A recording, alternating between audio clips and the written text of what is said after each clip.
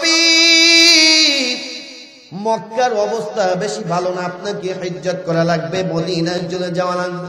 রাহমাতুল লিল আলামিন ঘুমান্ত অবস্থায় ছিল, ঘুম থেকে উঠে আলীকে ডাক দিয়া বলেন, আলী, আল্লাহ পাকের পক্ষ থেকে নির্দেশ আসছে, আমাকে আজ রাতে হিজ্জত করা লাগবে। তুমি আমার স্থানে স্থলাভিষিক্ত হয়ে তুমি ঘুমিয়ে পড়ো। সকালবেলা যাদের কাছ থেকে আমি আমানত নিয়ে এসেছিলাম সমস্ত আমানতগুলো সকলের কাছে তুমি বুঝিয়ে দিও। আর আমাদের যদি অবস্থা এরকম হইতো, কিরে আমারে জ্বালাইয়া তেজপাতা বানাই ফেলাইছে, অগো যা আছে সব নিয়ে যাইতাম। কথা বলেন ঠিক কিনা? অথচ নবীজি তাদের নির্যাতনের কারণে দেশ থেকে দেশান্তর হতে হচ্ছে, তারপরেও আমানত গুলো বুঝিয়ে দিয়ে যাচ্ছে। এটা ছিল আমানত। এবারে আলী রাদিয়াল্লাহু তাআলা ডাক দিয়ে বলেন, হুজুর, আজকে আপনি মক্কাবাসীর নির্যাতনের কারণে, অত্যাচারের কারণে আপনি চলে যাচ্ছেন, আপনার স্থানে আমাকে শোয়া যাচ্ছেন। ওগো নবী, কাফেররা যখন আপনার স্থানে আমাকে দেখবে আমাকে তো মেরে ফেলবে, তারপর আমি দুনিয়া থেকে বিদায় হতে চাই। নবী, আপনি দুনিয়া থেকে বেঁচে বিদায় হবেন এটা চাই না। আমার জীবনের বিনিময়, আমার রক্তের বিনিময়, আমার হায়াতের বিনিময়ে যদি আপনি দুনিয়াতে বেঁচে থাকেন, কাল কিয়ামতের ময়দানে আল্লাহর আদালতে দাঁড়িয়ে জবাব দিতে পারবো, আল্লাহর নবীর এই যে সহযোগিতা করেছি, আল্লাহ তাআলা আপনি যদি আমার জীবনের কোনো একটা আমলও যদি কবুল না করেন, রহমাতুল লিল আলামিনের এই কাজটা আমার কবুল করে নেন। এবার বিশ্ব নবী রহমাতুল লিল আলামিন রওনা করেছেন, তিনি হিজ্জত করে মদিনায় চলে যাবেন। মদিনায় যাইতেছে, আবু বকরের বাড়ির সামনে গিয়ে একটা মাত্র ডাক দিয়েছেন, আবু বকর।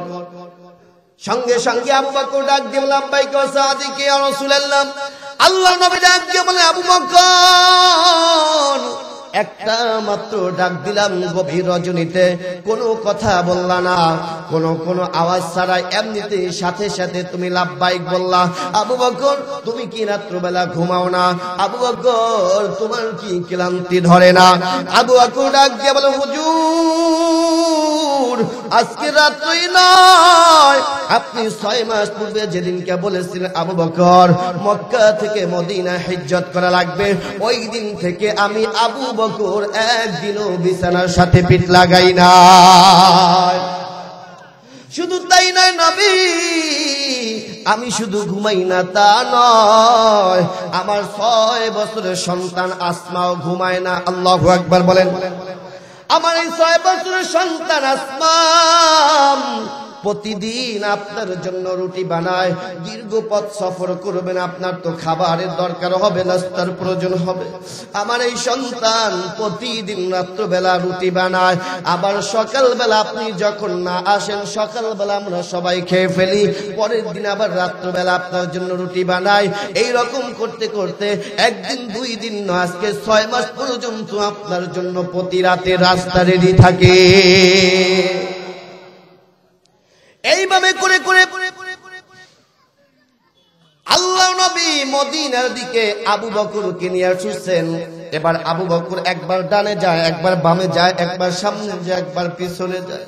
নবী আমার ডাক দিয়ে বলে, আবু বকর, এইভাবে পাগলের মতন কেন করো? একবার সামনে যাও, একবার পিছনে যাও, একবার ডানে যাও, কারণটা কি বুঝতে পারি না। আবু বকর ডাক দিয়ে বলে, ওগো নবী, আমার বড় ভয় হয়, আমার বড় চিন্তা হয় নবী গো। আমি যখন পিছনে যাই মনে হয় যেন কাফেরেরা আপনাকে সামনের দিক থেকে আক্রমণ করে, আবার যখন ডানে যাই আমার মনে বড় ভয় যেন বাম দিক থেকে আপনাকে আক্রমণ করে, আবার যখন বাম দিকে যাই আমার মনে বড় ভয় হয় না যেন আপনাকে ডান দিক থেকে আক্রমণ করে। ওগো নবীজি, আমার বড় ভয় হয়, আমার বড় চিন্তা হয়। এতটুকুই ভালোবাসার শেষ নয়। দেখেন, এইবার গারে সুরের সামনে যখন চলে গেছেন, আবু বকর বিশ্ব নবী রহমাতুল লিল আলামিনকে ডাক দিয়ে বলেন, ওগো নবীজি, আপনি এখানে একটু দাঁড়ান, ওই গারে সুর গর্তের ভিতরে আমি একটু ঢুকে দেখি অবস্থাটা অনুকূলে আছে কিনা। যদি আপনার অনুকূলে থাকে তাহলে আপনি ভিতরে ঢুকবেন। আবু বকর ভিতরে ঢুকে গেছেন। ভিতরে ঢুকে দেখেন ছোট ছোট অনেকগুলো ছিদ্র। আবু বকরের নিজের পাগড়ি ছিঁড়ে ছিদ্রগুলো বন্ধ করে দিয়েছে। একটা মাত্র ছিদ্র বন্ধ, একটা মাত্র ছিদ্র খালি ছিল, আর কাপড় নাই, কাপড় শেষ হয়ে গেছে। এবার আবু বকর নবীকে ডাক দিয়ে বলল, গো নবী ভিতরে আসেন। নবীজি ভিতরে আসছে, ক্লান্ত শরীর, সারা রাত্র ঘুমায় নাই। আবু বকর উরুর উপরে মাথা রেখে ঘুমিয়ে গেছেন। ওই যে একটা মাত্র ছিদ্র ছিল, ওই ছিদ্রটা আবু বকর তার পায়ের আঙ্গুলের অঙ্গুলি দিয়ে ঢেকে ফেলছে। কিন্তু সাপ ভিতর দিক থেকে ওই তার আবু বকরের পায়ের উপরে বারবার দংশন করতেছে, আঘাত করতেছে। আবু বকর ব্যথা যন্ত্রণায় শরীরটা কালো হয়ে গেছে, নীল বরণ ধারণ করছে। ব্যথা সহ্য করতে পারে না, তারপরে নড়াচড়াও করে না, কেননা নড়াচড়া করলেই তো রহমাতুল আলামিনের ঘুমটা ভেঙে যাবে। কান্না করতেছে, মনে হয় যেন আবু বকরের প্রাণ পাখিটা উড়ে যাবে। কষ্ট সহ্য না করতে পেরে চোখ থেকে ঝরঝর করে এক ফোঁটা পানি রহমাতুল আলামিনের গাল মোবারকে পড়েছে। নবীজির ঘুম ভাঙার সাথে সাথে দেখে আবু বকর কান্না করতেছে, টোটাল শরীরটা কাঁপতেছে। আবু বকরকে ডাক দিয়ে বলে, আবু বকর তুমি কেন কান্না করো, কারণটা কি, কি হয়েছে? ডাক দিয়ে বলে, হুজুর একটা সাপ আমাকে বারবার ধ্বংসন করতেছে, আমার বড় কষ্ট হচ্ছে। এবার নবী আমার ডাক দিয়ে বলে, আবু বকর কেন আমাকে উঠাইলা না, কেন আমাকে ডাক দিলা না? আবু বকর ডাক দিয়ে বলে, হুজুর আপনি আরামের ঘুম, আমি আবু বকরের উরুর উপরে ঘুমিয়ে গেছেন, আমার জীবন চলে যাইতে পারে, কিন্তু আপনি রহমাতুল আলামিনকে ঘুম থেকে জাগানো যাবে না। আজকের এই মাহফিল থেকে তামাম পৃথিবীর সমস্ত ইহুদি খ্রিস্টানদেরকে জানাতে চাই, তোমরা মুসলমান দেখেছো, মুসলমানদের ইমানের গভীরতা দেখো নাই। তোমরা আল্লাহ ওয়ালা দেখেছো, আল্লাহ ওয়ালাদের দাস দেখো নাই। তোমরা বাঘ দেখেছো, বাঘের গর্জন দেখো নাই। তোমরা সিংহ দেখেছো, সিংহের হুঙ্কাও দেখো নাই। আমরা মুসলমান প্রয়োজন হলে এক মুসলমান অপর মুসলমানের জন্য জীবনের তাজা রক্ত বিলীন করে দিতে রাজি আছি, তারপরে কোন বাতিল শক্তির কাছে মাথা নত করতে রাজি নাই। কথা বলেন ঠিক কিনা? রাগ করতেছেন? 16 বছর পর্যন্ত কোরআনের কথা বলতে পারি না। কান্টো ভাষা, এই যে স্কুল, কান্টো ভাষা স্কুলে ওখানে বয়ান কইরা এরপরে রাত্রবেলা পলাইয়া আসা লাগছে। আমার এই নানা ভাইও ছিল সাথে। এখন কোথায়, এখন কোথায় তোমাদের বাহাদুরি? কোথায় আওয়ামী লীগ? কোথায় কাদের কাকা? কোথায় গেল এই জালিমের গরম গরম কথা? খেলা হবে, খেলা হবে, খেলা হবে বলে কাকায় গেল পালাইয়া, স্বৈরাচার পালাইছে দেশটা সারিয়া, হাসিনা পালাইছে দেশটা সারিয়া। কথা বলেন ঠিক কিনা? সম্মানিত উপস্থিতি, তাহলে আজকে হক কথা ইনশাআল্লাহ কোরআন থেকে হবে। আলোচনা শেষ পর্যন্ত থাকবেন না ভাগবেন? কারা কারা থাকবেন না দেখি?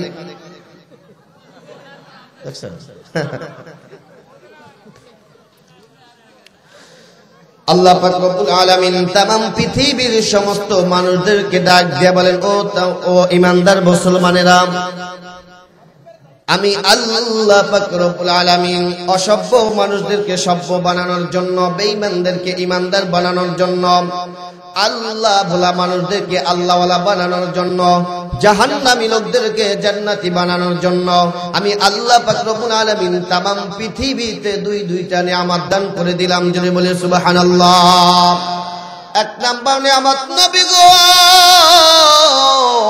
এক নাম্বার নিয়ামত হচ্ছে আমি আল্লাহ পাক রব্বুল আলামিন এই পৃথিবীতে অসভ্য মানুষদেরকে সভ্য বানানোর জন্য নূর নামক 30 পারা কোরআনুল কারীম নাজিল করলাম। যদি বলে সুবহানাল্লাহ।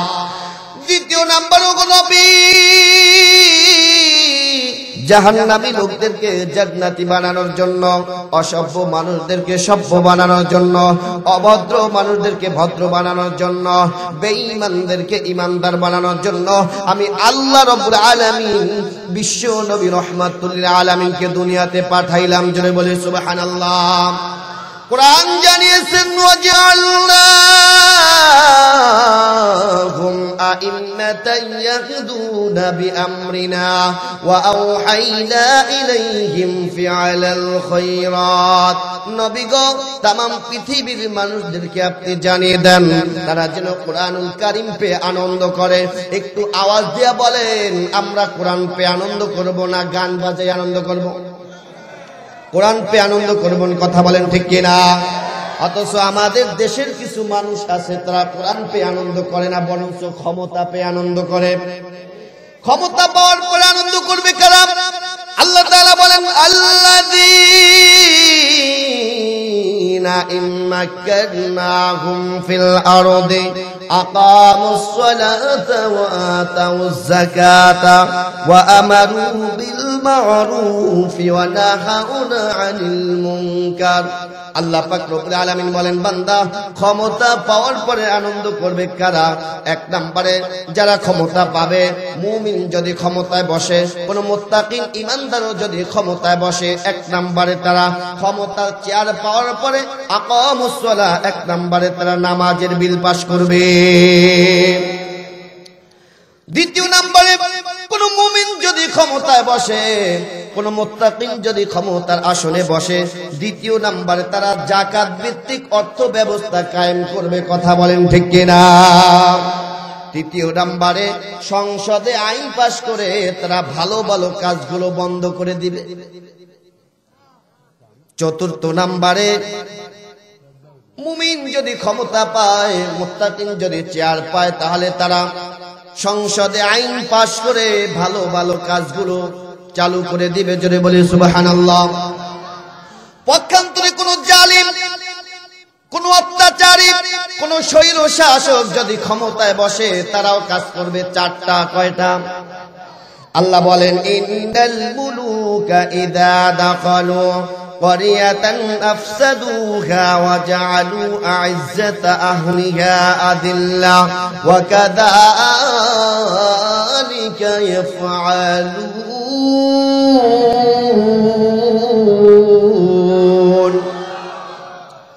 আল্লাহ পাক রব্বুল আলামিন বলেন, কোন জালিম যদি ক্ষমতায় বসে, এক নম্বরে ভোটের আগে তারা যতগুলো ওয়াদা দিয়েছেন, প্রত্যেকটা ওয়াদা একটা একটা করে তারা ভঙ্গ করে দিবে। আমাদের দেশে কিছু দেখবেন নেতারা আছে না, এই করব, সেই করব, এটা করব, সেটা করব, কিন্তু যখন নির্বাচন চলে যায় তখন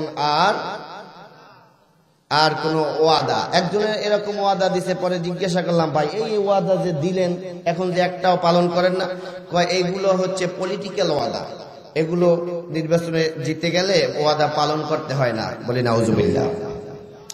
দ্বিতীয় নম্বরে আল্লাহ পাক রব্বুল আলামিন বলে আ'ইজ্জাত আহলিকা, ওই দেশের ভিতরে যতগুলো সম্ভ্রান্ত সম্মানিত লোক থাকবে, যতগুলো সম্ভ্রান্ত সম্মানিত লোক থাকবে, তাদেরকে তারা অপমান করবে, অপদস্থ করবে, কথা বলেন ঠিক কিনা?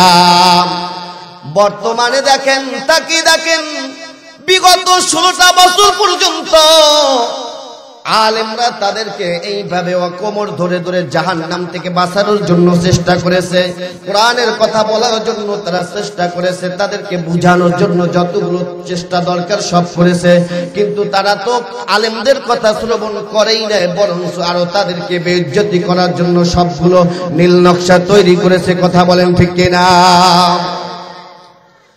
তৃতীয় নম্বরে ওই দেশে আল্লাহর আইন যতগুলো থাকবে একটা একটা করে সব আইনগুলো তারা বন্ধ করে দিবেন।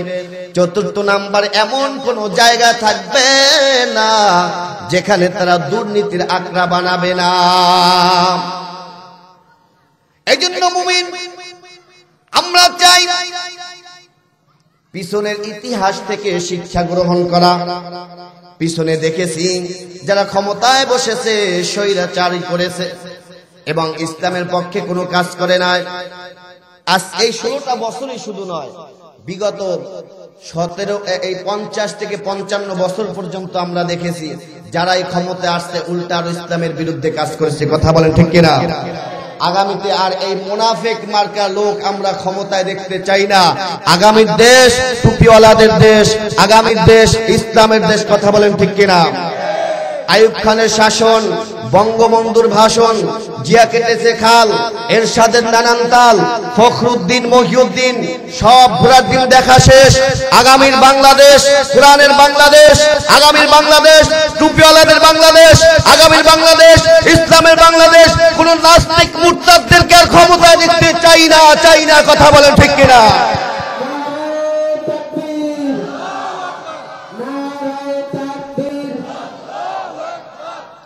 আল্লাহ তাআলা আমাদেরকে কবুল করুক বলি আমিন। তো সম্মানিত উপস্থিতি, এজন্য আদর্শ মানতে হবে একমাত্র রাসূলকে। কথা বলেন ঠিক কিনা? অন্য কাউকে আদর্শ মানা যাবে না। গোটা 17, 18 বছর, 20, 22 বছর পর্যন্ত পড়াশোনা করেছি, তাফসীর পড়লাম, কোনো জায়গায় পাইলাম না যে রাজনীতির সাথে ধর্মের কোনো সম্পর্ক নাই বা কোরআনের সাথে রাজনীতির কোনো সম্পর্ক নাই, এমন কোনো কথা পাইলাম না। হঠাৎ করে কিছু হাইব্রিড মুফাসসির বের হইছে। এই হাইব্রিড মুফাসসিররা এখন দেখি বিভিন্ন মিডিয়ার সামনে এসে বলতেছে যে রাজনীতির সাথে কোরআনের কোনো সম্পর্ক নাই। নাউজুবিল্লাহ বলেন, আরো জোরে বলি নাউজুবিল্লাহ। এই মতের উপরে কেউ যদি মৃত্যু হয়, এই মতের উপরে কারো যদি মৃত্যু হয়, সে যদি দাড়ি রাখে, টুপি রাখে, নামাজ পড়ে, রোজা রাখে, ওর মৃত্যুটা হবে আব্দুল্লাহ ইবনে উবাইয়ের মতন। কথা বলেন ঠিক কিনা? আব্দুল্লাহ ইবনে উবাই নামাজও পড়তো, আপনার আমার মতন সাধারণ কোন ইমামের পিছনে তিনি নামাজ পড়েন না, নামাজ আদায় করেছেন, কিন্তু বিশ্ব নবীর পিছনে দাড়ি রেখেছেন, টুপিও রেখেছেন, মুহাব্বত করত নবীকে। কিভাবে দেখেন? আল্লাহকে কতটুকু ভয় করত। আল্লাহ নবী বিশ্ব নবী রাহমাতুল লিল আলামিন একদিন এই রকম নামাজের মুসাল্লায় দাঁড়াইয়া সমস্ত সাহাবীদেরকে উদ্দেশ্য করে বলতেছেন, ও সাহাবায়ে কেরাম শুনো, আল্লাহ পাক রব্বুল আলামিনের কাছে দুইটা নাম সবচাইতে বড় প্রিয়।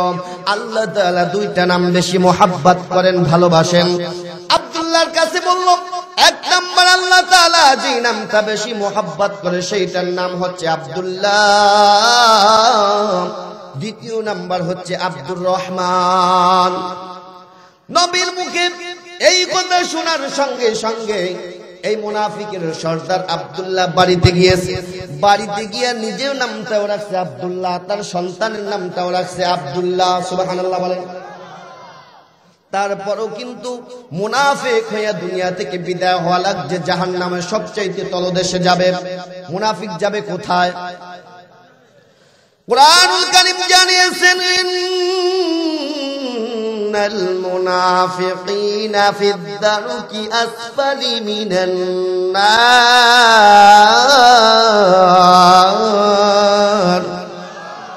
মুনাফিকদের অবস্থান হবে জাহান্নামের সবচাইতে তলদেশে। এই আব্দুল্লাহ ইবনে উবাই সারাটা জীবন রাসূলের পিছনে নামাজ আদায় করেছে, কিন্তু রাসূলকে আদর্শ হিসাবে মানত না, রাজনীতির মঞ্চে রাসূলকে নেতা হিসাবে মানত না। যেই কারণে এই আব্দুল্লাহ ইবনে উবাই জাহান্নামের সবচাইতে তলদেশে গিয়েছে। এই আব্দুল্লাহ ইবনে উবাই দুনিয়া থেকে বিদায় হয়ে যাওয়ার পূর্বে সন্তানকে ডাক দিয়ে বলে, সন্তান, আমি মৃত্যুর পূর্বে তিনটা ওসিয়ত করে গেলাম। কয়টা? তিনটা ওসিয়ত করে গেলাম। এক নম্বর ওসিয়ত, আব্দুল্লাহ রে, আমি যেদিন দুনিয়া থেকে বিদায় হয়ে যাব, কেউ আমার জানাজার যেন নামাজ না পড়ায়, বিশ্ব নবী রাহমাতুল লিল আলামিন যেন আমার নামাজ আদায় করে। দ্বিতীয় নাম্বার, কেউ আমার জানাজা পড়াবে না, রাহমাতুল লিল আলামিন আমার জানাজা পড়াবেন। তৃতীয় নাম্বার ওসিয়ত, দুনিয়ার কোন কাপড় দিয়া যেন আমার কাফনের ব্যবস্থা করা না হয়, বিশ্ব নবীর জুব্বা মুবারক দিয়া যেন আমার কাফনের ব্যবস্থা করা হয়। রাহমাতুল লিল আলামিনের কাছে এসে আব্দুল্লাহ ডাক দিয়ে বলে, ওগো নবী, আমার বাবা তিনটা ওসিয়ত করে গেছেন, আমার বাবা তিনটা ওসিয়ত করে গেছেন। এই মুনাফিকের সর্দার মৃত্যুর পরে নবীজির কাছে এসে বলতেছে, নবী গো, আমার বাবা মৃত্যুর পূর্বে 3টে ওসিয়াত করে গেছেন। 1 নাম্বার ওসিয়াত, কেউ যেন আমার বাবার জানাজার নামাজ না আদায় করে, আপনি বিশ্ব নবী যেন আপনি যেন তার নামাজ ইমামতি করেন। নবীজি বললেন, আমি রাজি। 2 নম্বরে, কেউ গোসলের ব্যবস্থা করবে না, আপনি বিশ্ব নবী নিজেই আমার বাবার গোসলের ব্যবস্থা করবেন। নবীজি বললেন, আমি রাজি। 3 নম্বরে, ওগো নবীজি, কারো জামা দিয়া অন্য কোন দামি কাপড় দিয়াও তার কাফনের ব্যবস্থা হবে না, আপনি রহমাতুল লিল আলামিনের কাপড় মোবারক দিয়া যেন আমার বাবার কাফনের ব্যবস্থা করেন। নবীজি বললেন, আমি রাজি। আল্লাহ নবী এই মুনাফিকের জানাজাও নামাজ আদায় করতে যাবেন, হঠাৎ করে ওমরে ফারুক রাদিয়াল্লাহু তাআলা আনহু ডাক দিয়া বলেন, ওগো নবী, আপনি কার জানাজার নামাজ আদায় করার জন্য আপনি উঠে গেছেন? নবী গো, যেই লোকটা সারাটা জীবন আপনার বিরোধিতা করেছে, আপনার সাথে গোস্তামি করেছে, আপনার সাথে মুনাফিকি করেছে, এই আব্দুল্লাহ ইবনে উবাই জানাজার নামাজ আপনি আদায় করতে পারেন না। আল্লাহ নবী ডাক দিয়ে বলেন, ওমর, তুমিও যদি বাধা দাও, আবু বকর যদি বাধা দেয়, তারপরও আমি নামাজ আদায় করাবই। কেননা আল্লাহ তাআলা এখনো পর্যন্ত আমার কাছে ওহী পাঠান নাই, এখনো পর্যন্ত আমাকে নিষেধ করেন না, সুতরাং আমি নামাজ আদায় করবই করব। এবার বিশ্ব নবী রাহমাতুল লিল আলামিন, আল্লাহ নবী বিশ্ব নবী রাহমাতুল লিল আলামিন মুনাফিকের জানাজার নামাজ আদায় করবেন। আব্দুল্লাহ ইবনে উবাই জানাজার নামাজ আদায় করবেন। এদিকে সমস্ত মুনাফিকেরা চতুর্পাশ দিয়ে ঘেরাও করে বসছেন, সমস্ত মুনাফিকেরা চতুর্পাশ দিয়ে ঘেরাও করে বসতেন জানাজার নামাজ আদায় করতে না দেখার জন্য, দেখার জন্য। এজন্য দেখবেন আমাদের সমাজ থেকেও কিছু মুনাফিক মার্কা মুসলমান মারা যায়, ইমানদার মুত্তাকিন আল্লাহ ওয়ালারা তাদের জানাজার নামাজ পড়তে আসে না, দেখার জন্য আসে। কথা বলেন ঠিক কিনা? এজন্য সব মৃত্যু এই ভালো মৃত্যু হয় না, কিছু মৃত্যু আছে খারাপ মৃত্যু। কথা বলেন ঠিক কিনা? জাহান্নামী মৃত্যু, জাহান্নামী মৃত্যু হচ্ছে 5টা, জান্নাতি মৃত্যু হচ্ছে 6টা। জাহান্নামী মৃত্যু কয়টা? 5টা। তার ভিতরে 1 নাম্বার হচ্ছে লাউ ফারিহাল মুসলিমুনা বিমাউতি। নবীজি বলেছেন, কারো মৃত্যুতে যদি এলাকার লোকেরা, কওমের লোকেরা যদি খুশি হয়ে যায়, আল্লাহ নবী বলেছেন ওই ব্যক্তির মৃত্যুটা জাহান্নামী মৃত্যু। বলি নাউযুবিল্লাহ। আমাদের দেশে দেখবেন কিছু লোক যখন মারা যায় তখন মানুষ বলে শয়তান মরছে, লেডা গেছে। কয় কিনা? কয় কিনা? নবীজি বলেছেন লাউ ফারিহাল মুসলিমুনা বিমাউতি, কারো মৃত্যুতে যদি এলাকার লোকেরা, কওমের লোকেরা খুশি হয়ে যায়, তাহলে বুঝবেন ওই ব্যক্তির মৃত্যুটা ভালো মৃত্যু নয়, ওই ব্যক্তির মৃত্যুটা জাহান্নামী মৃত্যু হয়ে গেছে। বলতেছিলাম আমার ভাইরা, জাহান্নামী মৃত্যুর আলামত 5টা। 1 নম্বরে এলাকার লোকেরা, কওমের লোকেরা খুশি হয়ে গেলে বুঝবেন তার মৃত্যুটা জাহান্নামী মৃত্যু। 2 নম্বরে আল্লাহ নবী রাহমাতুল লিল আলামিন বলেছেন, মান কাতালা নাফসান ফি শাইইন উযিবা বিহি ইয়াওমাল কিয়ামাহ। যে ব্যক্তি আত্মহত্যা করে, সুইসাইড করে যে ব্যক্তি দুনিয়া থেকে বিদায় হয়ে যাবেন, নবীজি বলেছেন ওই ব্যক্তির মৃত্যুটাও ভালো মৃত্যু নয়, নবীজি বলেছেন ওই ব্যক্তির মৃত্যুটাও জাহান্নামী মৃত্যু হয়ে যায়। আত্মহত্যা আমাদের সমাজে আছে না নাই? 2 বছর 3 বছর 5 বছর পর্যন্ত সম্পর্ক করছে, এরপর প্রেমিকা আরেকটার লগে বাইকে গেছে, এরপর শেষ সীমান্তে কি করে?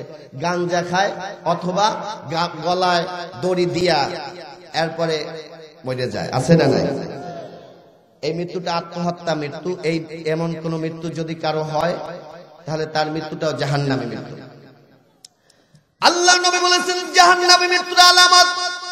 3 নম্বরে বিশ্ব নবী রাহমাতুল লিল আলামিন বলেছেন ফি সাখাতিল ওয়ালিদাইন, বাবা আমার অসন্তুষ্ট অবস্থায় যদি কারো মৃত্যু হয়, বাবা আমার অসন্তুষ্ট অবস্থায় যদি কারো মৃত্যু হয়, ওই ব্যক্তির মৃত্যুটাও ভালো মৃত্যু নয়, নবীজি বলেছেন ওই ব্যক্তির মৃত্যুটাও জাহান্নামী মৃত্যু হয়ে যায়। জাহান্নামে মৃত্যুর 4 নম্বর আলামত, কোন ব্যক্তি যদি কবিরা গুনাহ করতে করতে যদি দুনিয়া থেকে বিদায় হয়ে যায়। গান শুনতে শুনতে অনেক যুবকদের অভ্যাস হয়ে গেছে, কানে হেডফোন লাগাইয়া গান না শুনলে ঘুমে ধরে না, আছে না নাই? সামনে গরমের সিজন আসতেছে, অনেক যুবকরা আছে হাফ প্যান্ট পরে, আছে না? এদিকে মনে হয় নাই, আরো বেশি আছে। দামড়া দামড়া ছেলেরা, এরা হাফ প্যান্ট পইরা এরপরে মেগিয়া তার একটা গেঞ্জি পইরা এরপরে রাস্তাঘাটে ঘোরে, আবার নিজেদের মধ্যে মধ্যে একটা ইংরেজ ইংরেজ ভাব ধরে। আহা, লজ্জা থাকে, কিঞ্চিত পরিমাণ লজ্জা থাকলে ইহুদি খ্রিস্টানদের কোন আচরণ আমার ভিতরে আনতে পারে না। কথা বলেন ঠিক কিনা? আপনি কবিরা গুনাহ করছেন, নবীজি বলেছেন কেউ যদি কবিরা গুনাহ করতে করতে দুনিয়া থেকে বিদায় হয়ে যায়, নবীজি বলেছেন ওই অবস্থায় যদি তার মৃত্যু হয়, ওই ব্যক্তির মৃত্যুটা জাহান্নামী মৃত্যু হয়ে যায়। কোরআন জানিয়েছেন তাজতানিবু কাবাইর মা তুনহাউনা আনহু নুকাফির আনকুম সাইয়্যাতিকুম ওয়া নুদখিলুকুম মুদখালান কারীমা। আল্লাহু আকবার। আল্লাহ তাআলা বলেছেন, আল্লাহ তাআলা যদি ইচ্ছা করে কারো গুনাহ ক্ষমা করে দিবেন, কিন্তু কেউ যদি কবিরা গুনাহ করেন তওবা ছাড়া আমার আল্লাহ পাক রব্বুল আলামিন তাদের গুনাহ ক্ষমা করবেন না। তো যেটা বলতেছিলাম, আব্দুল্লাহ ইবনে উবাই যখন দুনিয়া থেকে বিদায় হয়ে গিয়েছেন, চতুর্দিক থেকে মুনাফিকরা জানাজা পড়ার জন্য আসে না, বরঞ্চ জানাজা দেখার জন্য এসেছে। আল্লাহর নবী, বিশ্ব নবী রাহমাতুল লিল আলামিন জানাজার নামাজ আদায় করার জন্য হাত উঠাইছেন। আল্লাহু আকবার বলবেন, সঙ্গে সঙ্গে আল্লাহ পাক রব্বুল আলামিন জিবরাইলকে ডাক দিয়ে বলেন, জিবরাইল যাও যাও আমার বন্ধুর কাছে গিয়ে ওহীটা পাঠিয়ে দাও। ইস্তাগফির লাকুম আও লা তাস্তাগফির লাকুম ইন তাস্তাগফির লাকুম 70 মাররা। ওগো নবীজি, আপনি যদি এই মুনাফিকের জন্য যারা নামাজ আদায় করেন তার জন্য যদি আপনি 70 বার দোয়া করেন, 70 বার, আপনি যদি 70 বার তার জন্য দোয়া করেন, আমার আল্লাহ পাক রব্বুল আলামিন 70 বার দোয়া করলেও কবুল করবেন না। আল্লাহ নবী, বিশ্ব নবী রাহমাতুল লিল আলামিন চিন্তা করলো, আল্লাহ তাআলা 70 বারের কথা বলছেন, আমি একটু বাড়িয়ে দোয়া করি, তাহলে হয়তোবা আল্লাহ তাআলা দোয়া কবুল করতে পারেন। কেননা নবীর তো উম্মতের জন্য মায়া, নবীর তো উম্মতের জন্য অনেক মোহাব্বত ভালোবাসা। চিন্তা করতেছে আমি একটু বেশি করে দোয়া করব, 70 বারের অধিক দোয়া করব। আল্লাহ পাক রব্বুল আলামিন নবীকে ডাক দিয়ে বলল, নবী মাররাতান ফালাইয়াগফিরাল্লাহু লাকুম, 70 বার কেন, কিয়ামত পর্যন্ত যদি আপনি মুনাফিকের জন্য দোয়া করেন আমার আল্লাহ তাআলা আপনার দোয়া কবুল করবে না। আল্লাহ নবী যদি মুনাফিকের জন্য 70 বারের বেশি দোয়া করার জন্য যদি চেষ্টা করে, আমার আল্লাহ তাআলা যদি আয়াত নাজিল করে জানিয়ে দেন কিয়ামত পর্যন্ত মুনাফিকের জন্য দোয়া করলে আল্লাহ কবুল করবে না। এখন বলেন, আপনি যদি মুনাফিক হয়ে মারা যান, আপনার চরিত্রের ভিতরে যদি মুনাফিকের চরিত্র থাকে, আর কাণ্ড ভাষা ইমাম সাহেব যদি আইসা আপনাকে দোয়া করে, কবুল করবে? নবীর দোয়া যদি কবুল না করেন, আমাদের দোয়া কবুল করবেন? এখন যদি আপনি বলেন, হুজুর মুনাফিক এত খারাপ, জাহান্নামের সবচাইতে তলদেশে যাবে, এত খারাপ কেন? এত খারাপ হওয়ার 1 নম্বর কারণ হচ্ছে মুনাফিকরা হইছে ঘরের শত্রু, আর কাফেররা হইছে বাহিরের শত্রু। কথা বলেন ঠিক কিনা? বাহিরের শত্রু চাইতে ঘরের শত্রু সবচাইতে মারাত্মক। মুনাফিকদের কোনো পোশাক নাই, মুনাফিকদের কোনো ধর্ম নাই, মুনাফিকদের কোনো কর্ম নাই। কথা বলেন ঠিক কিনা? আমরা জানি এই দেশের ভিতরে নাস্তিকরা খারাপ, কেননা ওরা আল্লাহ মানে না। মুনাফিক হইছে নাস্তিকদের চাইতে আরো খারাপ, শয়তানের চাইতেও খারাপ। কথা বলেন ঠিক কিনা? এই জন্য মুনাফিকদের চরিত্র যেন আমাদের মধ্যে না থাকে, ইনশাআল্লাহ। আল্লাহ নবী বলেছেন, তোমরা যদি মুনাফিক দেখতে চাও, হাদিস শরীফের ভিতরে বলেছেন, ইদা হাদাসা কাযাবা ওয়া ইদা ওয়াআদা আখলাফা ওয়া ইদা তুমিনা খাফা। নবীজি বলেছেন মুনাফিকদের আলামত হচ্ছে তিনটা। জোরে বলেন কয়টা? মুনাফিকদের আলামত তিনটা। ইদা হাদাসা কাযাবা, যখন মুনাফিক কথা বলে, কথায় কথায় মিথ্যা কথা বলে। ওয়া ইযা ওয়াআদা আখলাফা, মুনাফিক যখন ওয়াদা দেয়, ওয়াদা দিলে ওয়াদা ভঙ্গ করে। আপনাদের দেশে এই লোক নাই, আছে? নির্বাচন আসলেই দেখবেন, নির্বাচন আসলেই হায় রে হাল্লা, কলা গাছ দেখলেও সালাম দেয়, খেজুর গাছ দেখলেও সালাম দেয়। আর যখন নির্বাচন চলে যায়, ভোটে যখন জিতে যায়, তখন সালাম তো দূরের কথা, সে নেই না, আছে না নাই? ও ভাই, নির্বাচনের পূর্বে তো ওয়াদা দিলেছিলেন, সালাম দিতেন, কত ভালো আচরণ করতেন, কত ওয়াদা দিচ্ছেন। কয় এগুলো নির্বাচন আগের ওয়াদা, এগুলো পলিটিক্যাল ওয়াদা, এগুলো জিততে গেলে আর পালন করতে হয় না, আছে না নাই?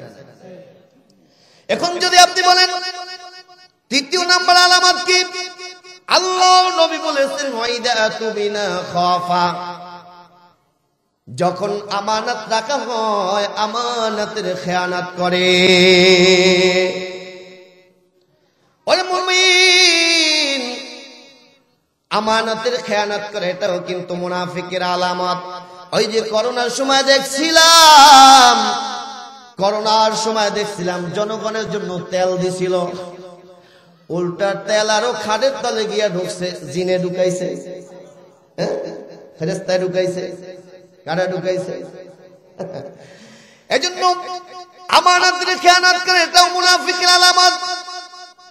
আল্লাহ নবী, বিশ্ব নবী রাহমাতুল আলামিন, যখন তিনি নবুয়ত প্রাপ্ত হন না, নবুয়ত প্রাপ্তির আগেই তিনি এতটাই বিশ্বস্ত ছিলেন, মানুষ তাকে এতটাই মোহাব্বত করত, ভালোবাসত, নেতা মানত আবু জাহেলকে, কিন্তু আমানত আইসা রাখতো বিশ্ব নবী রাহমাতুল আলামিনের কাছে। লোকেরা আইসা জিজ্ঞাসা করে, কি রে তোমরা নেতা মানো আবু জাহেলকে, তাহলে এই যে আমানত আইসা মুহাম্মাদের কাছে রাখো, কারণটা কি? কয় আবু জাহেলকে নেতা মানি ঠিকই, তবে বিশ্বাস করি না। আবু জাহেলকে নেতা মানি, কিন্তু কি করি না?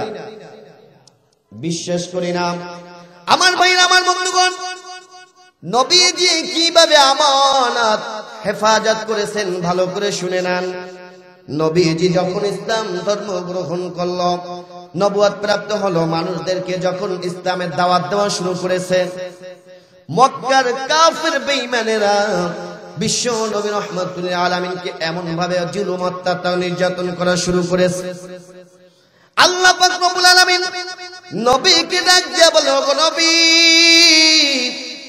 মক্কার অবস্থা বেশি ভালো না, আপনাকে হিজ্জত করা লাগবে, মদিনায় চলে যাওয়া লাগবে। রাহমাতুল আলামিন ঘুমান্ত অবস্থায় ছিল, ঘুম থেকে উঠে আলীকে ডাক দিয়ে বলেন, আলী, আল্লাহ পাকের পক্ষ থেকে নির্দেশ আসছে, আমাকে আজ রাতে হিজ্জত করা লাগবে, তুমি আমার স্থানে স্থলাভিষিক্ত হয়ে তুমি ঘুমিয়ে পড়ো, সকালবেলা যাদের কাছ থেকে আমি আমানত নিয়ে এসেছিলাম, সমস্ত আমানত গুলো সকলের কাছে তুমি বুঝিয়ে দিও। আর আমাদের যদি অবস্থা এরকম হইতো, কি রে আমারে জ্বালাইয়া তেজপাতা বানাই ফেলাইছে, অগো যা আছে সব নিয়ে যাইতাম।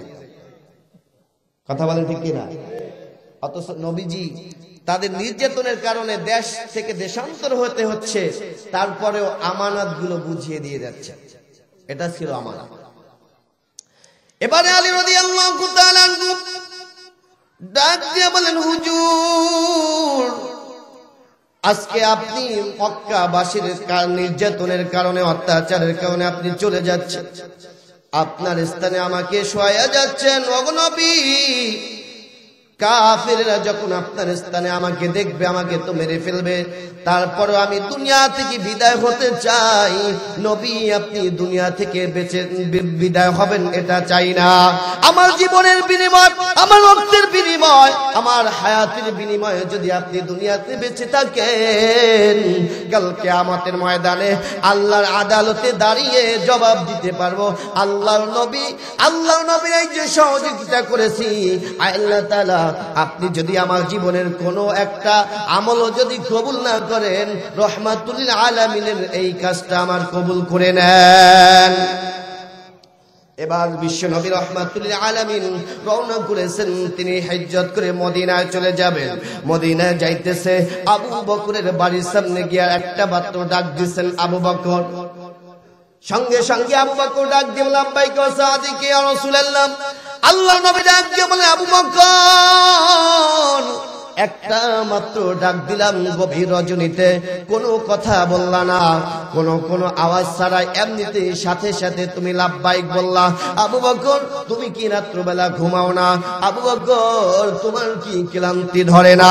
আবু বকর ডাক দিয়ে বলে, হুজুর আজকে রাত্রই নয়, আপনি 6 মাস পূর্বে যেদিনকে বলেছিলেন আবু বকর মক্কা থেকে মদিনা হিজ্জত করা লাগবে, ওই দিন থেকে আমি আবু বকর একদিনও বিছানার সাথে পিঠ লাগাই না।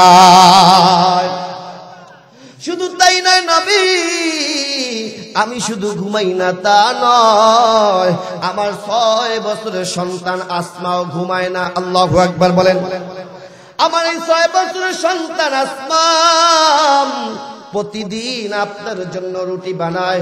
দীর্ঘ পথ সফর করবেন, আপনার তো খাবারের দরকার হবে, নাস্তার প্রয়োজন হবে। আমার এই সন্তান প্রতিদিন রাত্রবেলা রুটি বানায়, আবার সকালবেলা আপনি যখন না আসেন, সকালবেলা আমরা সবাই খেয়ে ফেলি, পরের দিন আবার রাত্রবেলা আপনার জন্য রুটি বানায়। এই রকম করতে করতে একদিন 2 দিন নয়, আজকে 6 মাস পর্যন্ত আপনার জন্য প্রতি রাতে রাস্তা রেডি থাকে।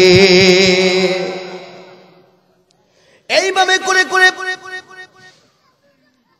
আল্লাহ নবী মদিনার দিকে আবু বকরকে নিয়ে আসছেন। এবার আবু বকর একবার ডানে যায়, একবার বামে যায়, একবার সামনে যায়, একবার পিছনে যায়। নবী আমার ডাক দিয়ে বলে, আবু বকর এইভাবে পাগলের মতন কেন করো? একবার সামনে যাও, একবার পিছনে যাও, একবার ডানে যাও, কারণটা কি বুঝতে পারি না। আবু বকর ডাক দিয়ে বলে, ওগো নবী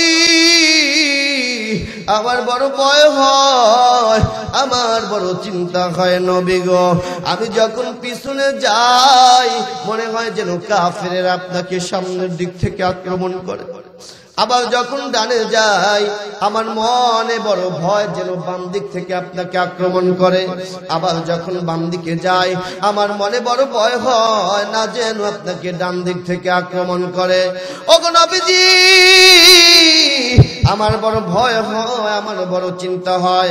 এতটুকুই ভালোবাসার শেষ নয়। দেখেন এইবার গারে সুরের সামনে যখন চলে গেছেন, আবু বকর বিশ্ব নবী রহমাতুল লিল আলামিনকে ডাক দিয়ে বলেন, ওগো নবীজি আপনি এখানে একটু দাঁড়ান, ওই গারে সুর গর্তের ভিতরে আমি একটু ঢুকে দেখি অবস্থাটা অনুকূলে আছে কিনা। যদি আপনার অনুকূলে থাকে তাহলে আপনি ভিতরে ঢুকবেন। আবু বকর ভিতরে ঢুকে গেছেন। ভিতরে ঢুকে দেখেন ছোট ছোট অনেকগুলো ছিদ্র। আবু বকরের নিজের পাগড়ি ছিঁড়ে ছিদ্রগুলো বন্ধ করে দিয়েছে। একটা মাত্র ছিদ্র বন্ধ, একটা মাত্র ছিদ্র খালি ছিল, আর কাপড় নাই, কাপড় শেষ হয়ে গেছে। এবার আবু বকর নবীকে ডাক দিয়ে বলে, ওগো নবী ভিতরে আসেন। নবীজি ভিতরে আসছে, ক্লান্ত শরীর, সারা রাত্র ঘুমায় নাই। আবু বকর উরুর উপরে মাথা রেখে ঘুমিয়ে গেছেন। ওই যে একটা মাত্র ছিদ্র ছিল, ওই ছিদ্রটা আবু বকর তার পায়ের আঙ্গুলের উঙ্গুলি দিয়ে ঢেকে ফেলছে। কিন্তু সাপ ভিতর দিক থেকে ওই তার আবু বকরের পায়ের উপরে বারবার দংশন করতেছে, আঘাত করতেছে। আবু বকর ব্যথা যন্ত্রণায় শরীরটা কালো হয়ে গেছে, নীল বরণ ধারণ করছে। ব্যথা সহ্য করতে পারে না, তারপরে নড়াচড়াও করে না, কেননা নড়াচড়া করলেই তো রহমাতুল আলামিনের ঘুমটা ভেঙে যাবে। কান্না করতেছে, মনে হয় যেন আবু বকরের প্রাণ পাখিটা উড়ে যাবে। কষ্ট সহ্য না করতে পেরে চোখ থেকে ঝরঝর করে এক ফোঁটা পানি রহমাতুল আলামিনের গাল মোবারকে পড়েছে। নবীজির ঘুম ভাঙার সাথে সাথে দেখে আবু বকর কান্না করতেছে, টোটাল শরীরটা কাঁপতেছে। আবু বকরকে ডাক দিয়ে বলে, আবু বকর তুমি কেন কান্না করো, কারণটা কি, কি হয়েছে? ডাক দিয়ে বলে, হুজুর একটা সাপ আমাকে বারবার দংশন করতেছে, আমার বড় কষ্ট হচ্ছে। এবার নবী আমার ডাক দিয়ে বলে, আবু বকর কেন আমাকে উঠাইলা না, কেন আমাকে ডাক দিলা না? আবু বকর ডাক দিয়ে বলে, হুজুর আপনি আরামের ঘুম, আমি আবু বকরের উপরে ঘুমিয়ে গেছেন, আমার জীবন চলে যাইতে পারে, কিন্তু আপনি রহমাতুল আলামিনকে ঘুম থেকে জাগানো যাবে না।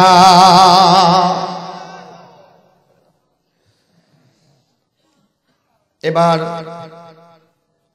আবু বকরের যেই জায়গায়, যেই পায়ের উপরে সাপে দংশন করেছে, রহমাতুল আলামিনের বরকতে জিহ্বা থেকে কিছু লালা বের করে আবু বকরের সেই সাপে দংশন করেছে, সেখানে দিছে। দেওয়ার সঙ্গে সঙ্গে আবু বকর পরিপূর্ণভাবে সুস্থ হয়ে গেছে। এ পর্যন্ত সহিহ হাদিস দ্বারা আছে। অন্য একটা কিতাবের ভিতরে লেখা আছে যে ওই গর্ত থেকে বিশাল একটা সাপ বের হয়ে আসে। রহমাতুল আলামিন সাপকে ডাকে বলতেছে, সাপ আমার আবু বকরকে কেন কামড় দিলা, ধ্বংসন করার কারণটা কি? সাপের জবান খুলে গেছে। সাপ ডাক দিয়ে বলে, হুজুর আজ থেকে 200 বছর পূর্বে এক তাওরাতের বড় আলেম দর্শ দিতেছে। তাওরাতের বড় আলেম দর্শের ভিতরে বলতেছে, আখিরি জামানার নবী রহমাতুল আলামিন এই গর্তের ভিতরে এখানে তিনি হিজ্জত করার সময় রেস্ট করবেন, অবস্থান করবেন। হুজুর তাওরাতের আলেমের কাছে এই কথা শোনার পর থেকে আজ থেকে 200 বছর পর্যন্ত আপনি রহমাতুল আলামিনকে একবার দেখার জন্য অপেক্ষা করতেছি। 200 বছর পর্যন্ত খেয়ে না খেয়ে অবস্থান করে আছে আপনাকে একটা বার দেখার জন্য, কিন্তু এই জালিম আবু বকর আপনাকে দেখার সুযোগটা আমার বন্ধ করে দিয়েছে। একটা একটা করে করে 6টা গর্ত বন্ধ করে দিছে।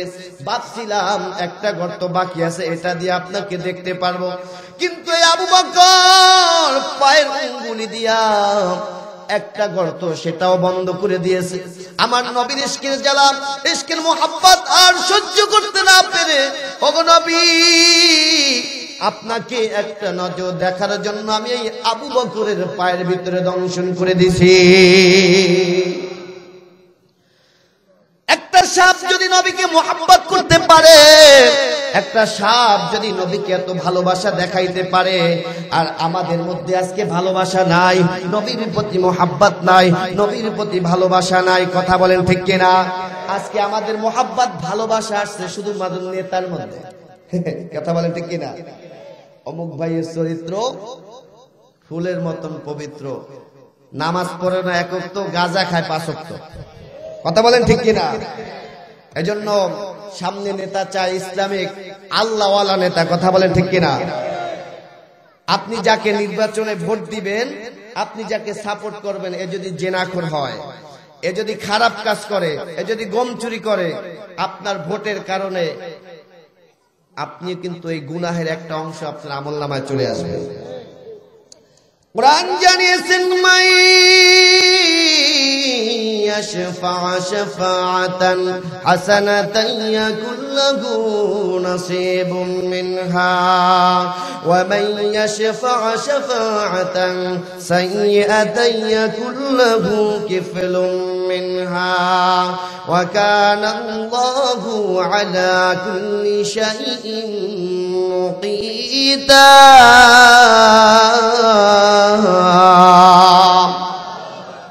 আল্লাহ তাআলা বলেন, কেউ যদি খারাপ কাজের জন্য আঞ্জাম দেয়, খারাপ কাজের জন্য ভোট দেয়, সাপোর্ট দেয়, রায় দেয়, ওই বান্দা খারাপ কাজ করে যতগুলা গুনাহ পেয়েছে, আপনি ভোট দেওয়ার কারণে, রায় দেওয়ার কারণে এর একটা অংশ, একটা হিস্সা আপনার আমলনামায় চলে যাবে। কথা বলেন ঠিক কিনা? ওয়ামাই يشفع شفاعة سيئة يكن له كفل منها। আর কেউ যদি ভালো কাজের জন্য আঞ্জাম দেয়, ভালো কাজের জন্য ভোট দেয়, সাপোর্ট দেয়, রায় দেয়, ওই বান্দা ভালো কাজ করার কারণে যেগুলো সওয়াব পেয়েছে, যতগুলো আমল পেয়েছে, এর একটা অংশ, এর একটা হিস্সা আপনার আমলনামায় কিন্তু চলে যাবে। কথা বলেন ঠিক কিনা? এজন্য কিয়ামতের দিন কেউ দেখবে গম চোরের গুনাহ আমার আমলনামায়, কি রে আমি তো গম চুরি করি না, জেনার গুনাহ আমার আমলনামায়, কি রে আমি তো জেনা করি না। ওই যে নেতারে ভোট দেওয়ার কারণে এতে যে গম চুরি করছে, এর একটা অংশ আপনার আমলনামায় চলে যাবে। এজন্য ভালো নেতা নির্বাচন করার দরকার আছে না নাই? আরো জোরে বলেন, আছে না নাই? আমার ভাইরা, কেন কিয়ামতের ময়দানে সব কিছু কিন্তু আপনি দেখতে পাবেন। কোরআন জানিয়েছেন ইয়াউমা ইদিন তুহাদ্দিসু আখবারাহা, কিয়ামতের দিন ওপেন সব কিছু দেখতে পাবেন। শুধু তাই নয়, কোরআন জানিয়েছেন ওয়া কুল্লু ইনসানিন আলজামনাহু তাইরাহু ফি উনুকিহি ওয়া নুখরিজু লাহু ইয়াওমাল কিয়ামাতি কিতাবান ইয়ালকাহু মানশুরা। আল্লাহ পাক রব্বুল আলামিন কিয়ামতের ময়দানে মহিলাদের হাড়ের মতন বান্দার আমলনামা দেখতে পাবে। মহিলাদের যেরকম হাড় পড়ে না, মহিলাদের হাড়ের মতন কিয়ামতের দিন বান্দার আমলনামা এইভাবে ঝুলিয়ে দেওয়া হবে। এরপরে বলা হবে ইকরা কিতাবাকা কাফা বিনাফসিকাল ইয়াউমা আলাইকা হাসিবা। বান্দা তোমার আমলনামা তুমি পড়ো, তোমার আমলনামা পড়ে তুমি এখন বিচার করো, বান্দা তুমি জাহান্নামে যাইবা না জান্নাতে যাইবা। একটু আওয়াজ দিয়ে বলেন, আমরা সকলে জাহান্নামে যাইতে চাই না জান্নাতে? আরো জোরে বলেন, কোথায় কোথায়? স্পষ্ট ভাষায় বলে দিতে চাই, আমরা সকলে জান্নাতে যেতে চাই। আর জান্নাতে যাইতে হলে যদি শিরকের বিরুদ্ধে কথা বলা লাগে, বেদাতির বিরুদ্ধে যদি কথা বলা লাগে, ভণ্ড মাজার পূজারীদের বিরুদ্ধে যদি কথা বলা লাগে, খোদার কসম শুধু কথা বলা নয়, আন্দোলন নয়, জীবনের তাজা রক্ত বিলীন করে দিতে রাজি আছি। তারপরে কোনো বাতিল শক্তির কাছে মাথা নত করতে রাজি নাই। কথা বলে ঠিক কিনা?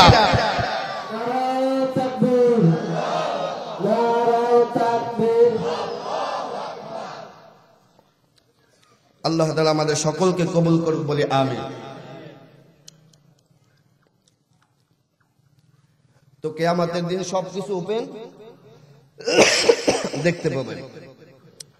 এরপরে আল্লাহ বলছেন ওয়াউদিয়াল কিতাব ফাতারাল মুজরিমিনা মুশফিকিনা মিম্মা ফীহি ويقولون يا ويلتنا ما لهذا الكتاب।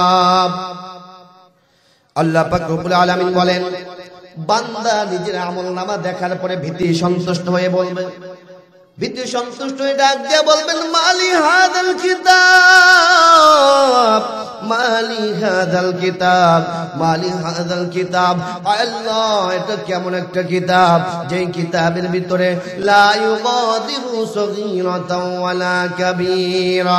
মালিক গো, এটা কেমন কিতাব, যেই কিতাবের ভিতরে ছোট গুনাহ দেখা যায়, বড় গুনাহ দেখা যায়, বড় আমলও দেখা যায়, ছোট আমলও দেখা যায়।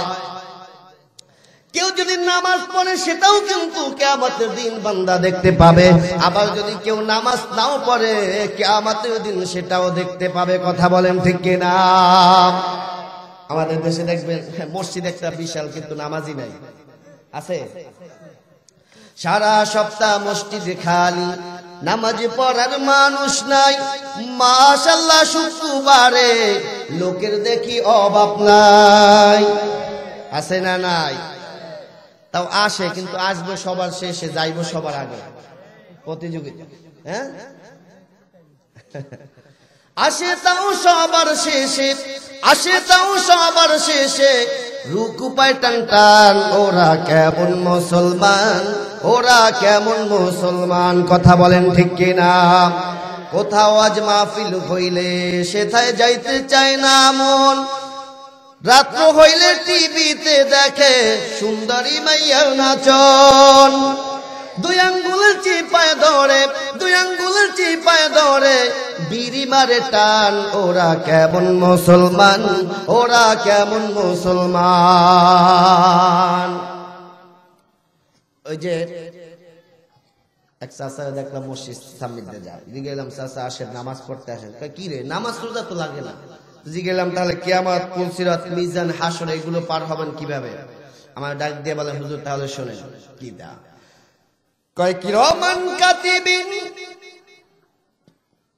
কিরামান কাতিবিন রোজ হাসরের দিন, কিরামান কাতিবিন রোজ হাসরের দিন। কি জানো ভুলে গেছে।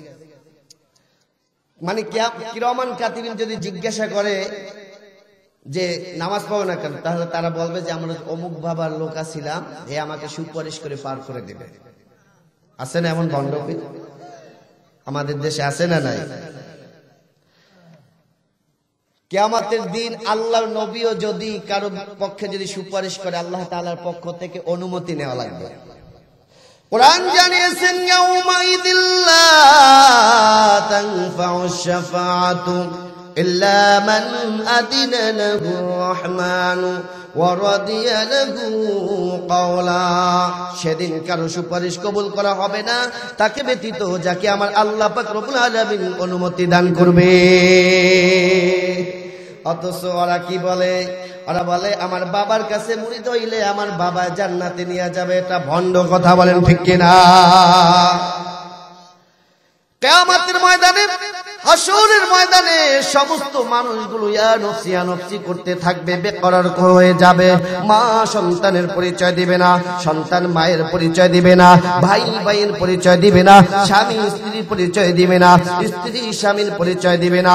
কোরআন জানিয়েছেন ইয়াউমা ইয়াফিরুল মারউ মিন আখিহি ওয়া উম্মিহি ওয়া আবিহি ওয়া সাহিবাতিহি ওয়া বানিহি। কিয়ামতের ময়দানে ভাই একটা নেকির জন্য ভাই ভাইয়ের পরিচয় দিবে না, মা সন্তানের পরিচয় দিবে না, সন্তান মায়ের পরিচয় দিবে না, স্ত্রী স্বামীর পরিচয় দিবে না, স্বামী স্ত্রীর পরিচয় দিবে না।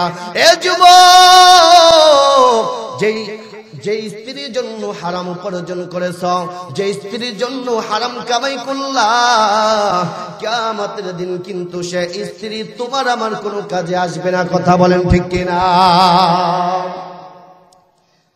আল্লাহ নবী বলেছেন তিন জায়গায় কেউ কারো পরিচয় দিবে না, মা সন্তানের পরিচয় দিবে না। কয় জায়গায়? তিন জায়গায় কেউ কারো পরিচয় দিবে না। এক নম্বরে আমল নামা ওজন দেওয়ার সময় কেউ কারো পরিচয় দিবে না। কোরআন জানিয়েছেন ওয়াল ওয়াজনু ইয়াওমাইযিনিল হক ফামান সাকুলাত মাওয়াজিনুহু ফাউলাইকা হুমুল মুফলিহুন।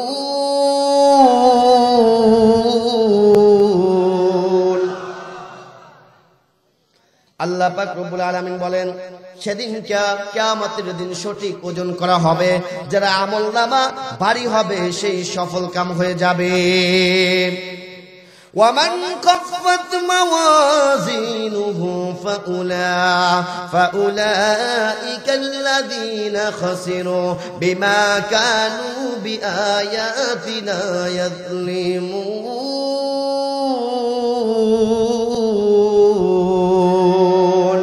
জায়গায় কেউ কারো পরিচয় দিবে না। এক নম্বরে মিজানের পাল্লায় আমল দেওয়ার সময় মা সন্তানের পরিচয় দিবে না, সন্তান মায়ের পরিচয় দিবে না, ভাই ভাইয়ের পরিচয় দিবে না, স্বামী স্ত্রীর পরিচয় দিবে না, স্ত্রী স্বামীর পরিচয় দিবে না। এক নাম্বার আমল নামা ওজন দেওয়ার সময়। দ্বিতীয় নম্বরে আমল নামা যখন ডান হাতে দেওয়া হবে, ডান হাতে দেওয়ার সময় কেউ কারো পরিচয় দেবে না। কোরআন জানিয়েছেন ফাআম্মা মান উতিয়া কিতাবাহু বিয়ামিনিহি ফায়াকুলু হাউমুকরউ কিতাবিয়া। আল্লাহ তাআলা বলেন কিয়ামতের ময়দানে, হাসরের ময়দানে যারা আমলনামার ডান হাতে দেওয়া হবে, সে বলবে হা উমুকরাউ কিতাবিয়া।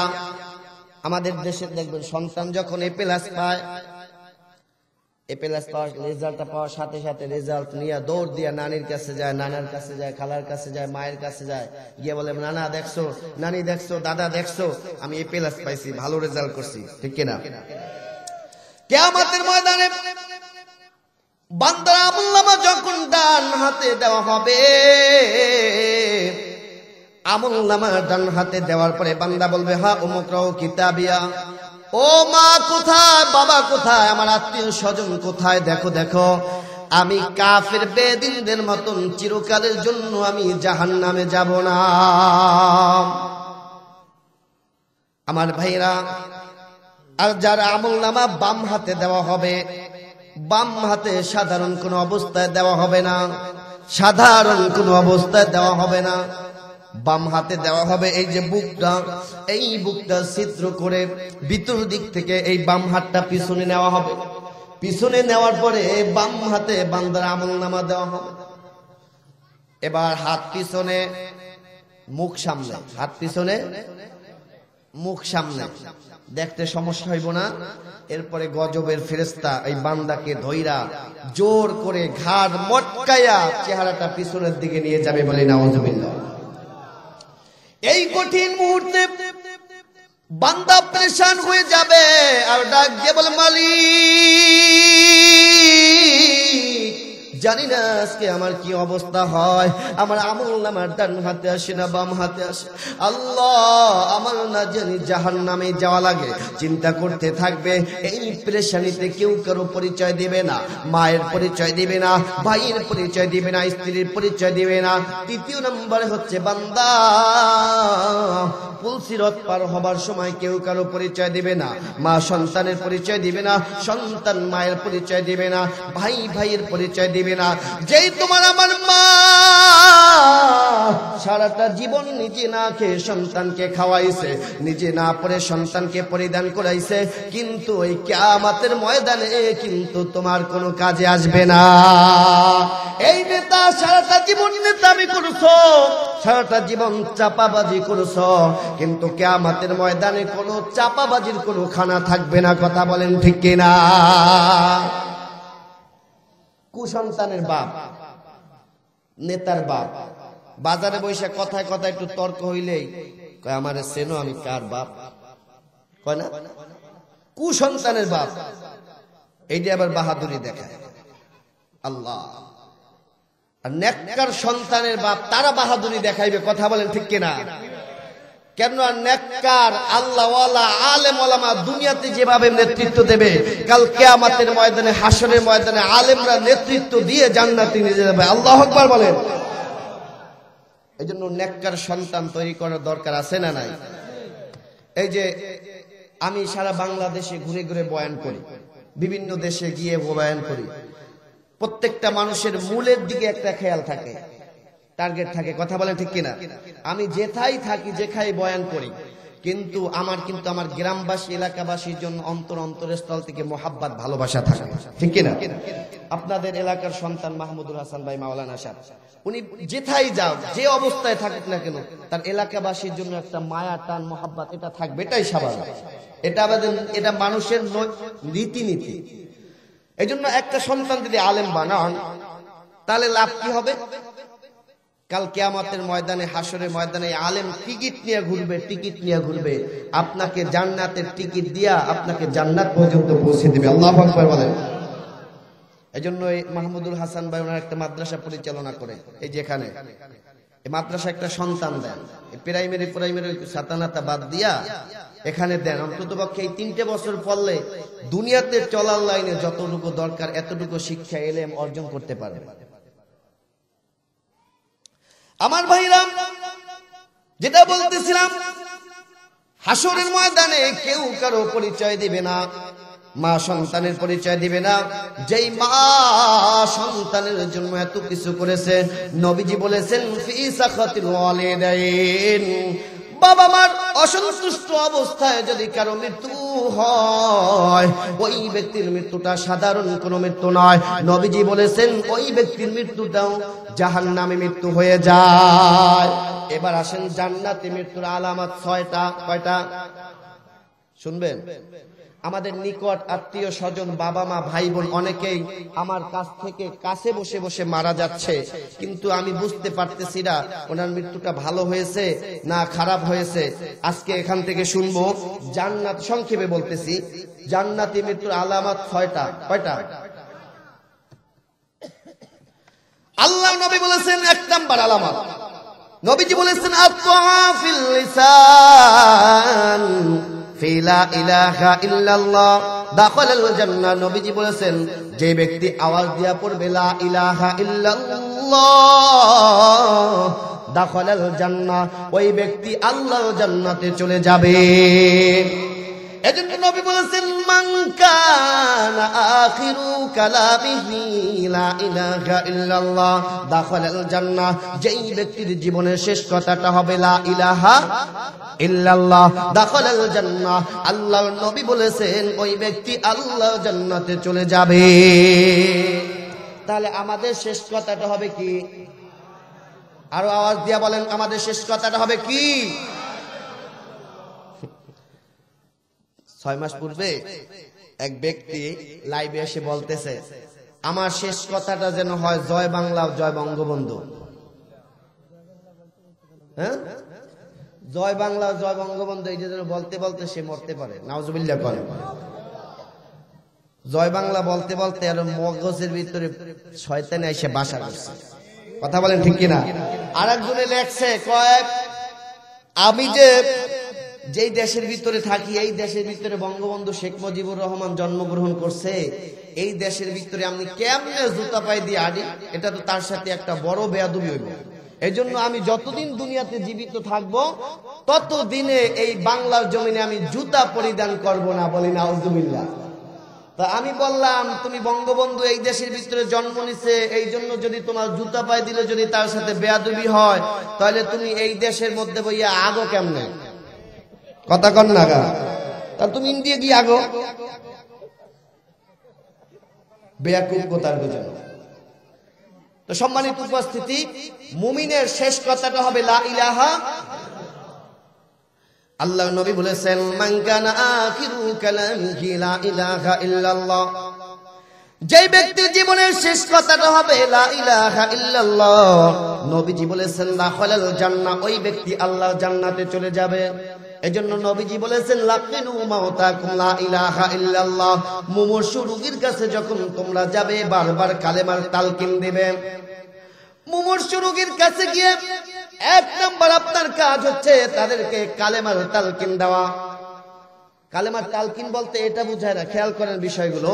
কালেমার তালকিন বলতে এটা বুঝায় না যে আপনি খালি গিয়া ঠেলবেন, পড়েন পড়েন পড়েন কলেমা পড়েন পড়েন, এই যে ঠেলাঠেলি এইগুলো নাই। কেননা মানুষ যখন মৃত্যু সজ্জায় থাকে তখন তার সাকরাত শুরু হয়ে যায়, তখন তার জ্ঞান শূন্যহীন হয়ে যায়। এমনিতে শরীরের ভিতরে মৃত্যুর যন্ত্রণা, ওদিকে দুনিয়া থেকে হারাবে, সন্তান সন্ততি আত্মীয় স্বজন হারাবে, এই যে ব্যথা বেদনা, এর মধ্য থেকে যদি আবার আপনি কালেমার তালকিন দেন, পড়েন পড়েন ঠেলেন, তার যদি শেষ কথাটা দমে যন্ত্রণা যদি এরকম বের হয়ে যায় দুম এখন, তাহলে জীবনের শেষ কথাটা হবে কালেমা বিরোধী কথা। ঠিক কিনা বলেন? এজন্য নবীজি বলেছেন লাকিনু মাউতাকুম, তোমরা যখন মুমূর্ষু রোগীর কাছে যাবে তখন তাদের কাছে আওয়াজ দিয়া, উচ্চ আওয়াজ দিয়ে শুধু তুমি পড়তে থাকবে লা ইলাহা ইল্লাল্লাহ মুহাম্মাদুর রাসূলুল্লাহ, লা ইলাহা ইল্লাল্লাহ মুহাম্মাদুর রাসূলুল্লাহ। উনি যদি ওনার যদি সেন্স থাকে তাহলে উনি এটা শুনে শুনে এমনিতেই কালেমা পড়বেন। তাহলে জান্নাতি মৃত্যুর 1 নম্বর আলামত হবে যে ব্যক্তির শেষ কথাটা হবে লা ইলাহা। জান্নাতি মৃত্যুর 2 নম্বর আলামত, আল্লাহ নবী বলেছেন লাউ ফারিহাল মুসলিমুনা বিমাউতি, নবীজি বলেছেন যেই ব্যক্তির মৃত্যুর সময় কপাল ঘেমে যাবে, যেই ব্যক্তির মৃত্যুর সময় কপাল ঘেমে যাবে, বুঝে নেবেন তারও সাধারণ কোনো মৃত্যু নয়, নবীজি বলেছেন ওই ব্যক্তির মৃত্যুটাও জান্নাতি মৃত্যু হয়ে যায়। এজন্য আত্মীয় স্বজন যখন মারা যাবে আপনি তার কপালে হাত বুলিয়ে দেখবেন তার কপালটা ঘেমে গেছে কিনা। যদি কারো কপাল ঘেমে যায় বুঝে নেবেন তার সাধারণ কোনো মৃত্যু হয় না, ওই ব্যক্তির মৃত্যুটা জান্নাতি মৃত্যু হয়ে গেছে। জান্নাতি মৃত্যুর তৃতীয় নাম্বার আলামত আল্লাহর নবী বলেছেন মা মিন মুসলিমিন ইয়ামুতু ইয়াউমুল জুমআ আও লাইলাতুল জুমআ ইল্লা ওয়াকাহুল্লাহু ফিতনাতাল কবর। আল্লাহর নবী বলেছেন যেই ব্যক্তি জুমার দিনে মারা যাবে আও লাইলাতুল জুমআ অথবা জুমার রাত্রিতে মারা যাবে, নবীজি বলেছেন ইল্লা ওয়াকাহুল্লাহু ফিতনাতাল কবর, ওই ব্যক্তির কবরের ভিতরে যতগুলো ফিতনা থাকবে সমস্ত ফিতনা থেকে হেফাজত করবেন কে? তাহলে জুমার দিনে মারাটা অথবা জুমার রাত্রিতে মরাটা এটা হচ্ছে জান্নাতি মৃত্যুর চতুর্থ নম্বর আলামত। আল্লাহর নবী বলেছেন আল মাউতু আলা আমালিস সালিহ, যেই ব্যক্তি নেক কাজ করতে করতে দুনিয়া থেকে বিদায় হয়ে যাবে, ভালো কাজ করতে করতে যেই ব্যক্তি দুনিয়া থেকে বিদায় হয়ে যাবে, নবীজি বলেছেন ওই ব্যক্তির মৃত্যুটা সাধারণ কোনো মৃত্যু হয় না, ওই ব্যক্তির মৃত্যুটাও জান্নাতি মৃত্যু হয়ে যায়। কোরআন জানিয়েছেন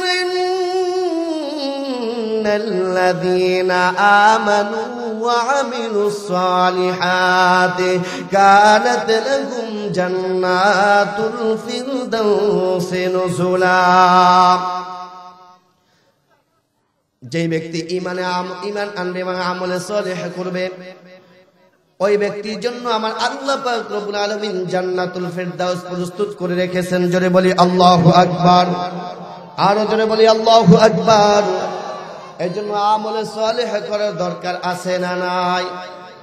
জান্নাতি মৃত্যুর 5 নম্বর আলামত, জান্নাতি মৃত্যুর 5ম নম্বর আলামত আল্লাহর নবী বলেছেন আল মাউতু ফি সাবিলিল্লাহ, যেই ব্যক্তি আল্লাহর রাস্তায় শহীদ হবে, আল্লাহর রাস্তায় বের হয়ে যে জীবনটাকে অতিবাহিত করবে, বিলীন করে দিবে, ওই ব্যক্তির মৃত্যুটাও সাধারণ কোনো মৃত্যু নয়। নবীজি বলেছেন ওই ব্যক্তির মৃত্যুটাও জান্নাতি মৃত্যু হয়ে যায়।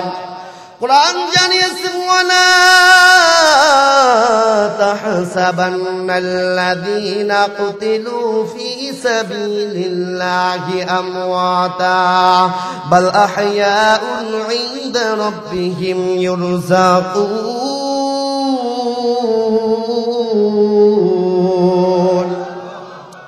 যারা আল্লাহর রাস্তায় জীবন দেবে, যারা আল্লাহর রাস্তায় শহীদ হয়ে যাবে, তাদেরকে তোমরা মৃত্যু বলো না, মৃত্যু বলো না, বরং বাল আহইয়াউন ইনদা রাব্বিহিম ইউরযাকুন, বরং তারা আল্লাহ তাআলার পক্ষ থেকে রিজিক প্রাপ্ত হয়। তাহলে জান্নাতি মৃত্যুর 5 নম্বর আলামত, জান্নাতি মৃত্যুর 5 নম্বর আলামত শহীদ হয়ে মরলে জান্নাতি মৃত্যু। আল্লাহু আকবার বলেন। জান্নাতি মৃত্যুর 6 নম্বর আলামত, 6 নম্বর আলামত নবীজি বলেছেন যে ব্যক্তি সীমান্ত পাহারা দিতে গিয়ে মৃত্যুবরণ করবে, ইসলামিক রাষ্ট্র পাহারা দিতে গিয়ে যে ব্যক্তি মৃত্যুবরণ করবে ওই ব্যক্তিরও সাধারণ কোনো মৃত্যু হয় না। নবীজি বলেছেন ওই ব্যক্তির মৃত্যুটাও জান্নাতি মৃত্যু হয়ে যায়। তাহলে সীমান্ত পাহারা দেওয়া এটাও ফরজ কাজ, কথা বলেন ঠিক কিনা?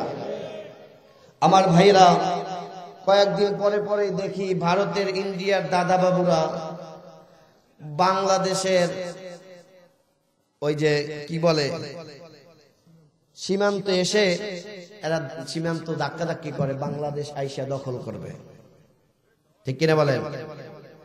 বিশেষ করে পার্বত্য অঞ্চলগুলো দখল করার জন্য তারা সুদূর পরিকল্পনা এবং নীল নকশা তৈরি করেছে।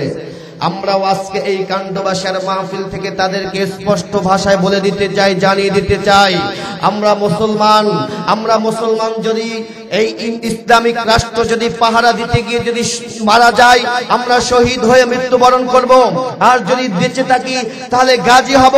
শরীরের ভিতরে বিন্দু পরিমাণ রক্ত থাকতে কোন দাদা বাবুদের আমার এই বাংলাদেশ দখল করতে দিব না, দিব না, দিব না। কারা কারা রাজি আছি? নারায়ে তাকবীর।